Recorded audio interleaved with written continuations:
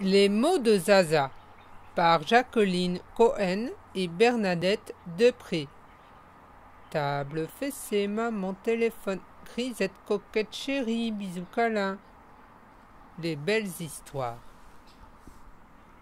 Les mots de Zaza chez Bayard Jeunesse. Il était une fois une petite souris nommée Zaza qui aimait faire des collections de plumes, de poils, de miettes, de graines, bref, de n'importe quoi. Zaza rangeait ses trouvailles dans sa chambre dans le plus grand secret. Un matin, l'envie vint à Zaza de collectionner des mots. Où trouver des mots? Rien de plus simple. Les journaux, les livres en sont pleins, et les chansons et les conversations.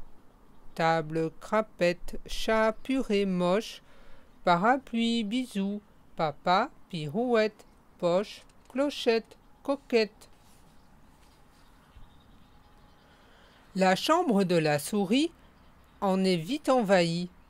Mots lus, mots entendus forment un grand vocabulaire que Zaza range sous 3 cloches.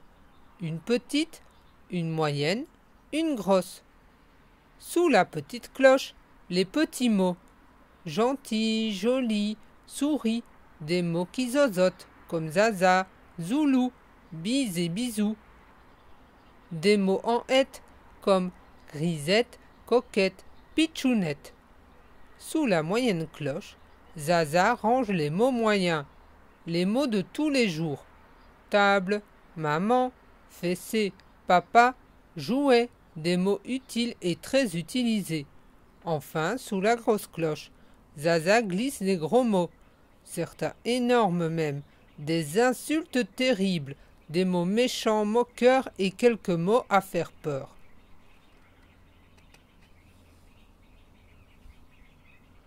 D'abord, c'est la petite cloche que Zaza préfère.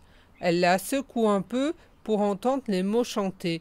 Gentil, joli, chéri, bisous, coquette, goutte de pluie et pomme d'api. Puis, elle s'intéresse à la moyenne cloche, qui chante d'une voix monotone. Papa, maman, écriture, jambon, tricot, hiver, téléphone, faune, faune.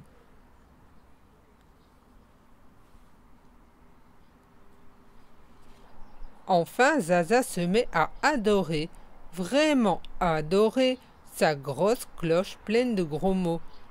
À la moindre dispute pour un oui de maman, pour un non de papa, la souris court à sa chambre et claque la porte. À peine secouée, la grosse cloche entonne son chant guerrier. Ses parents inquiets tentent de lui parler. « Allons, ma chérie, c'est fini, fini. Viens nous faire un gros bibi. » La réponse ne se fait pas attendre.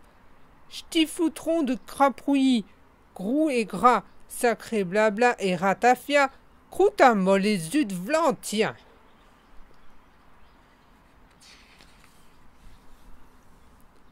Un soir arrive un invité, Monsieur Sourico. Il n'a pas vu Zaza depuis longtemps et lui tapote des joues gaiement. « Alors, ma jolie, on grandit, on grandit ?»« Bas les pattes, rugit Zaza. »« Ben quoi, gna gna, Sourico à la noix, fiche croupiot de vieux rafio. » À ces mots, maman souris rougit. Papa souris ouvre la bouche. Monsieur Sourico redresse le col de son manteau. Zaza est conduite à sa chambre, mais pendant tout le dîner, l'invité entend la grosse cloche teinter ra ra boustif et barbac, ratafiole et galapia, sale fourmi de bouse de vache.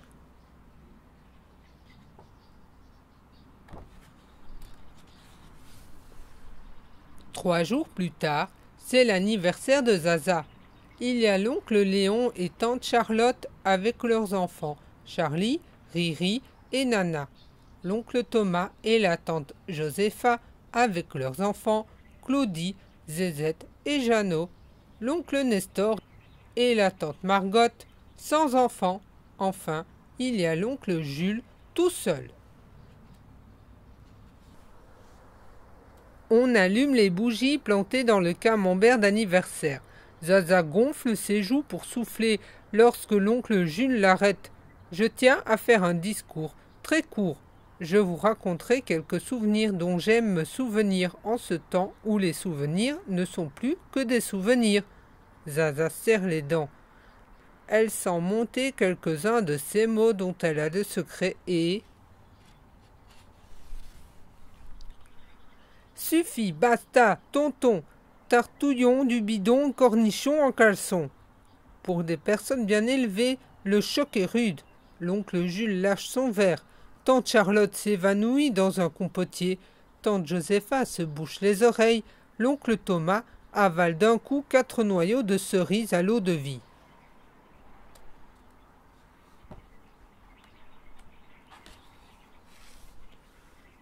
Quant aux parents de Zaza, ils regardent leur fille dans les yeux d'un air furieux. Zaza, mal à l'aise, fait des vœux. À qu'il se passe quelque chose, un tremblement de terre, le tonnerre, des éclairs, quelque chose qui réchauffe l'atmosphère. Et la chose arrive. Un chat.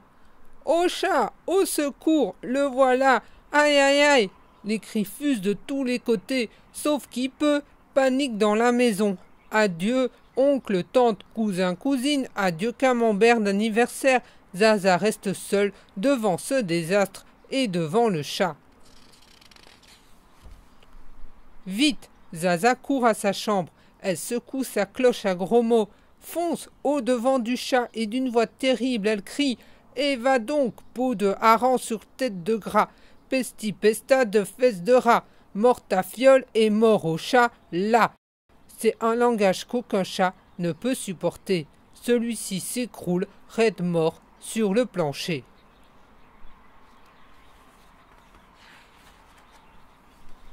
Un à un, encore tremblants, les membres de la famille sortent de leur cachette. Mais Zaza est si fatiguée après son exploit qu'elle n'a pas envie d'être fêtée. Elle va se coucher. Dans son lit, pour une fois, elle a tout ce qu'elle demande. Du thé au lait avec 7 sucres, un gâteau sec entier, un carré de chocolat, 2 oreillers en plus de celui qu'elle a déjà, un petit bout de coton pour se caresser le nez. Et malgré tout, il semble que quelque chose lui manque encore. Mais quoi? Ah oui, quand son papa vint l'aborder, elle dit « Je voudrais ma petite cloche, ma cloche à petits mots. » Et, avant de s'endormir, elle écoute longtemps la chanson. Chérie, souris, gentille, jolie perle de pluie, fleur de baiser, Zaza, Zaza. Chérie, souris, gentille, jolie perle de pluie, fleur de baiser, Zaza, Zaza.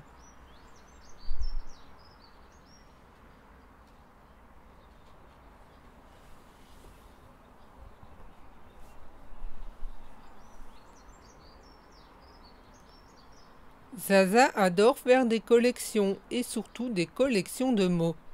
Sous une petite cloche, elle range les mots gentils. Sous une moyenne cloche, les mots de tous les jours.